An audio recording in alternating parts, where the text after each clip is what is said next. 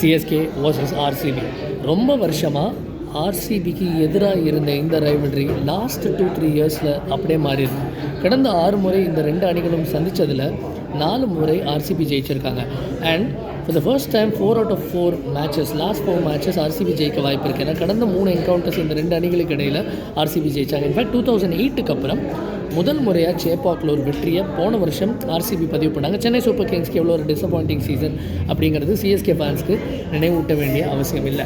Okay, இதெல்லாம் ancient history அப்படின்னு நம்ம எடுத்துக்கிட்டாலும் இந்த சீசன் சிஎஸ்கே நினச்சா மாதிரி போல இது வரைக்கும் ராஜஸ்தான் ராயல்ஸ்க்கு எதிராக ஒரு ரொம்ப புவர் டோட்டல் பதிவு பண்ணாங்க. ஆர்ஆர் அது 12 ஓவருக்குள்ளார சேஸ் பண்ணி முடிச்சிட்டாங்க. அதே மாதிரி பஞ்சாப் கிங்ஸ்க்கு எதிராக சிஎஸ்கேவோட டெசிமல் ரெக்கார்டும் கண்டினியூ ஆகிட்டு இருக்கு. இந்த ஒரு நிலையில் சின்னசுவாமி ஸ்டேடியம் அப்படிங்கிறது சிஎஸ்கேக்கு ஒரு பெரிய பல பரீட்சையாக இருக்கும். பிகாஸ் கன்சிஸ்டண்ட்டாக 200+ டோட்டல்ஸ் வந்து ஒரு 30-35 தடவைக்கு மேலே பதிவு பண்ண ஒரு வென்யூ. ஸோ இந்த மாதிரி ஒரு வென்யூவில் சிஎஸ்கே பேட்டிங்கில் வந்து அண்டர் பர்ஃபார்ம் பண்ண முடியாது, ஏன் ஆன் அ பார் கூட பர்ஃபார்ம் பண்ண முடியாது, அவுட் பர்ஃபார்ம் பண்ணி ஆகணும். அங்கே தான் Sanju Samson ICC world T20 இந்தியாவுக்கு தூள் கிளப்பிய பிளேயர் ஆஃப் த டோர்னமெண்ட், அவரோட பங்களிப்பு ரொம்ப ரொம்ப முக்கியத்துவம் வாய்ந்ததாக இருக்குது. ஸோ அவர் அந்த ஒரு பயங்கரமான ஃபார்மை திரும்ப இங்கே கொண்டு வருவாரா அப்படிங்கிற எதிர்பார்ப்பு நிச்சயமாக சிஎஸ்கே ரசிகர்களுக்கு இருக்கும்.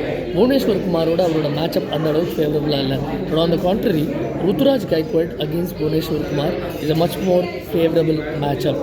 இன்னொரு பக்கம் பார்த்தீங்கன்னா பஞ்சாப்க்கு எதிராக சிஎஸ்கே 2 ஓவர்சீஸ் போலர்ஸை தான் ஃபீல் பண்ண வேண்டிய ஒரு கட்டாயம் இருந்தது. இன்றைக்கி அந்த நிலைமை மாறலாம். அகில் ஹுசேன் அல்லது ஜேமி ஓவர்டன் உள்ளே வருவதற்கான வாய்ப்பு இருக்குது. இந்த மேட்ச்க்கு அப்புறம் 2 அணிகளுக்குமே ஒரு பெரிய கேப் இருக்குது. சிஎஸ்கே தொடர்ந்து அடுத்த அவங்களோட 2 கேம்ஸ் ஹோம் சேப்பாக்கில் விளையாடுறாங்க. ஆர்சிபிக்கு அடுத்த மேட்ச் 10ஆம் தேதி இருக்குது. ஸோ இந்த ஒரு மேட்சை ஒரு பெரிய வெற்றியோட சைன் ஆஃப் பண்ணணும் இந்த குட்டி பிரேக்குக்கு முன்னாடி அப்படின்னு 2 டீம்ஸும் நினைக்கலாம். பட் குறிப்பாக சிஎஸ்கே, ஏன்னா அவங்களுக்கு வந்து ஒரு டிஸ்மல் ஸ்டார்ட், எம்எஸ் தோனியோட இன்ஜுரி, சரியான காம்பினேஷன் இது வரைக்கும் அமையலை. பேட்டிங் போலிங் 2த்துலேயும் கொஞ்சம் பிரச்சனை நடந்திருக்கு.